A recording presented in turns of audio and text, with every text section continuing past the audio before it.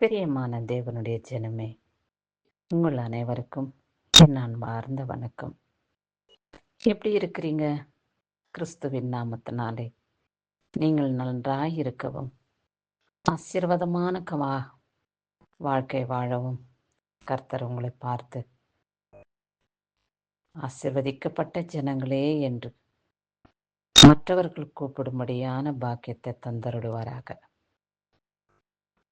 இயேசு கிறிஸ்துவின் வல்லமுள்ள நாமம் உங்கள் அனைவரோடு கூட நிலைத்திருக்க பரிசுத்த ஆவியானவர் உங்களுக்கு உதவி செய்து உங்களை காத்து ரட்சித்து ஆசீர்வதித்து மகிமைப்படுத்தி வழிநடத்துவாராக. தினம்தான் நாங்கள் இந்த சத்திய வார்த்தைகளை, இயேசுவின் வார்த்தைகளை கேட்டுக்கொண்டு வருகிறோம்.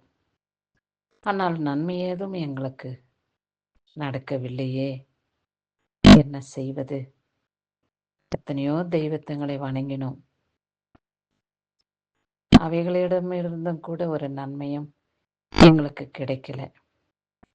ஏசப்பா கிட்ட வந்தோம், அவரையும் துதித்தோம், வணங்கினோம், ஒரு நன்மையும் நாங்கள் பெற்றுக்கொள்ளவில்லை என்று மிகவும் சோர்வடையும் நிலையிலே இந்த வார்த்தைகளை மனதில் நினைக்கின்றீர்களா?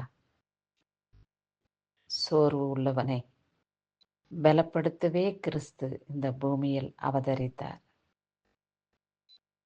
அவருடைய மகிமை, அவருடைய வல்லமை அவரை நாடி ஓடி தேடி வருகிற மக்களை ஆதரிக்கிறதாகவும் அரவணைக்கிறதாகவும் சேர்த்தணைத்து பாதுகாத்து கொள்கிறதாகவும் இருக்கிறது. அவருடைய நாமத்தை பற்றி கொள்கிற யாரும் தோல்வியோ பலவீனங்களோ சோர்வுகளோ துக்கமோ துயரமோ அடைந்தது சரித்திரமே கிடையாது. தாமதமாகும், நீங்கள் வேண்டிக் கொள்கிற ஜபத்துக்கு தாமதமாகும். ஏன் அப்படி தாமதமாகும் என்றால், பிசாசானவன் உடனடியா உங்களுக்கு நன்மை செய்து சந்தோஷமாய் இருக்க விரும்ப மாட்டான். உங்களை ஆசீர்வாதமாய் வைக்க அவன் பொறாமை உள்ளவன், தீங்கு செய்கிறவன். இயேசு கிறிஸ்து கிட்ட வருகிறவர்களை தடை பண்ணி எப்படியாகிலும் அவன் பக்கமாய் இழுத்து நரகத்துக்கு கொண்டு போகிற வழிகாட்டியாய் அவன் காணப்படுகிறான். அதை நினைத்து உணர்ந்து ஏசப்பா கிட்ட நான் கேட்டு இருக்கிறேன், அவர் எனக்கு கொடுக்க, என்னுடைய காரியங்களை செயல்படுத்த அவர் வல்லவராய் இருக்கிறார் என்று விசுவாசியுங்கள். சரி, கர்த்தரின் நாளிலே என்ன வார்த்தையின் நிமித்தமாக நம்மோடு பேசுகிறார் என்று பார்ப்போம். நியாயாதிபதிகள் 10ஆம் அதிகாரம் 15வது வசனம். தேவரீர் தம்முடைய பார்வைக்கு நலமானதை எங்களுக்கு செய்யும் என்று சொல்லப்பட்டுள்ளது. அவருடைய பார்வைக்கு நலமானதையே தம் பிள்ளைகளுக்கு செய்ய அவர் வல்லமை உள்ளவராயிருக்கிறார். நம் பிள்ளைகளை நாம் அன்போடு பாசத்தோடு அரவணைத்து அவர்களை நாம் வழிநடத்துகிறோம். பலவிதமான கஷ்டங்கள் நமக்கு இருந்தாலும் கூட நம் பிள்ளைகளுக்கு ஒரு கஷ்டமும் இருக்கக்கூடாது என்ற எண்ணத்தோடு நாம் அவர்களை படிக்க வைத்து நல்முறையிலே நடந்திட அவர்களுடைய வழி உண்மையும் சத்தியமாய் இருக்க வேண்டும். உயர்ந்த ஸ்தானத்திலே நம் மகளும் நிலைத்திருக்க வேண்டும், ஆசீர்வாதமாய் வாழ வேண்டும்.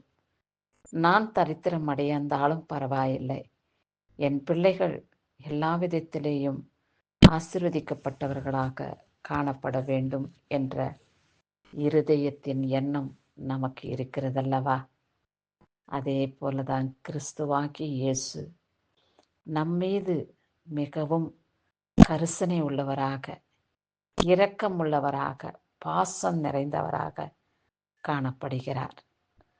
நமக்கு நன்மையானவைகளை செய்ய அவருடைய பார்வை நம்மேல் விழ பரிசுத்த ஆவியானவர் நம்ம கூடவே இருக்க நாம் அவரை பற்றி கொள்வோம்.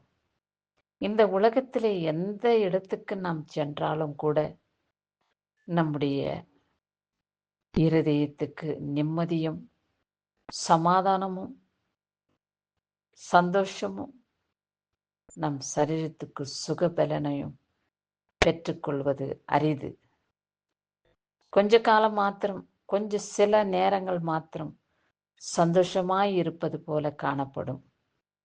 ஆனால் தேவனை நாடி தேவனை நம்பி வாழ்கிறவர்களுக்கு நித்தியமாய் சமாதானமும் சந்தோஷமும் அவர்களை ஆண்டு கொள்ளும் என்பதில் சந்தேகமில்லை. நீங்கள் விசுவாசிப்பீர்களா? கர்த்தரை இயேசப்பாவை ஏற்றுக்கொண்டு அவரையே தெய்வமாக நினைத்து அவர் பாதத்திலே அமர்ந்து நல்ல ஒரு ஆசீர்வாதங்களை பெற்றுக்கொள்ள நீதிமான்களாக நாம் வாழும் பொழுது கர்த்தர் நம்மேல் கரிசனை வைத்து இரக்கம் வைத்து அன்பு வைத்து நலமானபடி அவர் பார்வைக்கு நமக்கு என்ன செய்ய வேண்டும் என்று அறிந்து நலமானபடி அவர் நமக்கு செய்ய வல்லவராயிருக்கிறார் என்று நாம் விசுவாசிக்க வேண்டும்.